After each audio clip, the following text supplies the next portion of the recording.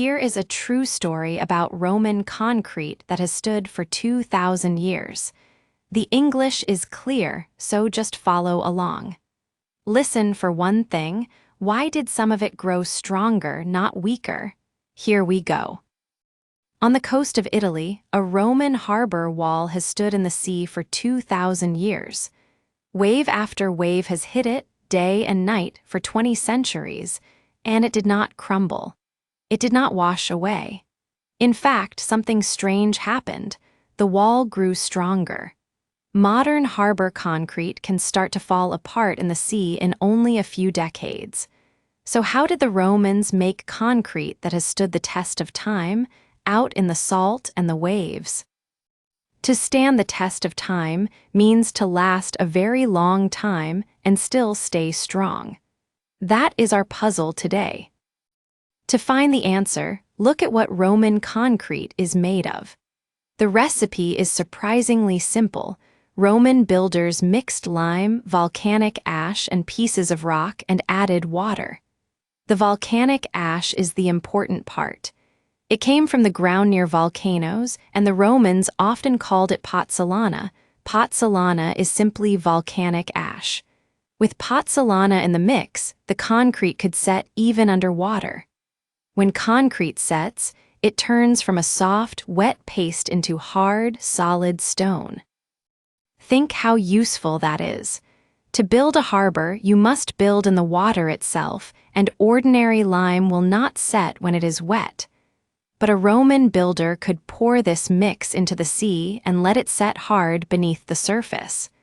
So the ash explains one thing: how they built in the sea at all. But it does not explain the strangest part: why the wall grew stronger year after year. For that, we must look at the sea itself. Here is where the story turns. For a long time, engineers thought seawater was concrete's enemy because salt water damages modern concrete. But in Roman harbor walls, scientists have found the opposite. Over many years, the seawater slowly soaked in and began to react with the volcanic ash. To react with something means to meet it and slowly change into something new. As the seawater and the ash reacted, tiny new crystals grew inside the concrete, right in the cracks where the wall might have failed. These crystals spread through the material and locked it together. To lock together means to hold so tightly that the pieces cannot come apart. So the sea was not tearing the wall down, the sea was feeding it. Now, one important point: this crystal growth is a story about concrete sitting in seawater. It explains the harbors and the sea walls. It does not explain the great Roman buildings on dry land, far from any sea. And the most famous of those is still standing in the middle of Rome. So what is holding that one up? Let's pause for a language break. We have met 4 useful phrases.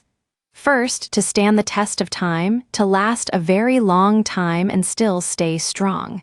These harbor walls have stood the test of time. Second, to set. When concrete sets, it turns from a wet paste into hard stone. Pour the mix and wait for it to set. Third, to react with. When one thing reacts with another, they meet and slowly change. The seawater reacted with the ash. And fourth, to lock together, to hold so tightly that the pieces cannot come apart. The crystals locked the concrete together. Say them once in your head: stand the test of time, set, react with, lock together. Now, back to Rome and that famous building on dry land.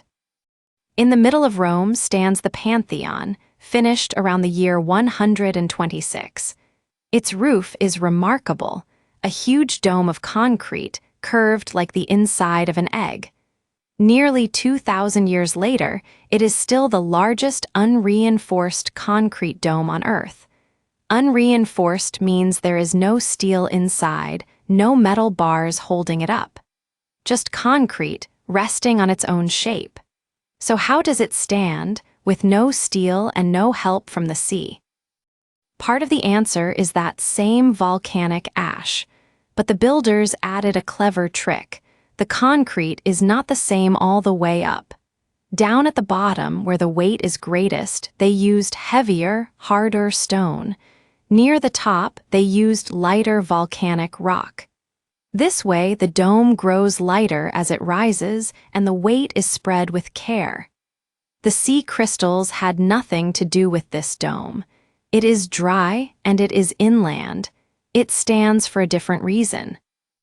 But there may be one more secret hidden inside Roman concrete. And to see it, we must look closely at the wall itself. Look closely at old Roman concrete, and you will often see small white lumps mixed through it. For a long time, people thought these lumps were simply mistakes, careless mixing of the lime. But recently, scientists have suggested a different idea. In 2023, a team of researchers, including scientists at MIT, offered a new answer. The white lumps may not be mistakes at all. Their idea works like this. When a tiny crack forms and water gets in, the water reaches a lump of lime. The lime can then dissolve and reform inside the crack, filling the gap with fresh, hard material. In other words, the concrete may be able to heal itself. To heal itself means to repair its own damage with no help from anyone. Now, and this part matters, this is still a new idea. The researchers say they are still testing it, and we should not claim the Romans planned it on purpose. Scientists suggest it. Scientists are still studying it. So let's hold it gently as a possible answer, not a proven one. And that raises one last question. If Roman concrete can grow stronger and perhaps even heal itself, is it simply better than the concrete we build with today? The honest answer is, not better, different. Modern concrete is not weak. In fact, it is very strong, and in some ways stronger than anything the Romans made. The secret of modern concrete is steel. Builders put steel bars inside it, and the steel holds the concrete together when it is pulled or bent. That is why we can build long bridges and tall towers the Romans never could. But the steel comes with a cost. Over the years, water and salt slowly reach the steel bars inside, and the steel begins to rust. As it rusts, it swells and pushes on the concrete until the concrete cracks and begins to break down. To break down means to slowly fall apart and stop working. This is why much modern concrete starts to wear away after only a few decades. To wear away means to be slowly worn down and lost, bit by bit. Roman harbour concrete had no steel, so it could not rust. Modern concrete makes a trade-off. A trade-off is a balance where you gain one thing but give up another. Steel gives us great strength, but steel can rust.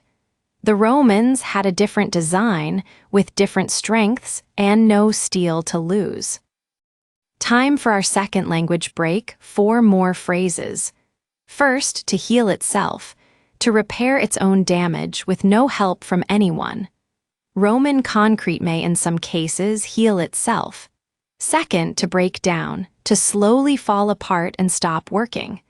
When steel rusts, the concrete around it can break down. Third, to wear away, to be slowly worn down and lost, bit by bit. Wind, water, and time wear away almost everything in the end. And fourth, a trade-off, a balance where you gain one thing but give up another. Steel is strong, but it can rust, that is the trade-off. Once more, heal itself, break down, wear away, a trade-off. Now, let's bring the whole story together. Let's put it all together with a few questions. Take your time. 1. What was the volcanic ash in Roman concrete, and what did it let the concrete do? 2. In Roman harbor walls in the sea, what grew inside the concrete and made it stronger? 3. Does that sea crystal idea explain the Pantheon, a building on dry land? 4. What do some scientists suggest those white lumps of lime might do, though they are still testing the idea? And 5. Why can modern concrete break down when Roman harbor concrete did not rust?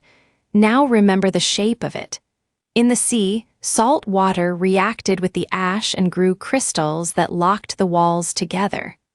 On land, the Pantheon stands for a different reason: clever mixing and no steel to rust.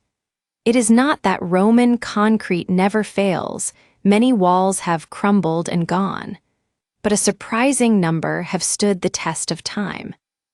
So the next time you pass a plain concrete wall, remember those Roman harbors out in the waves, quietly growing stronger for 2,000 years, and remember that scientists are still working out exactly why.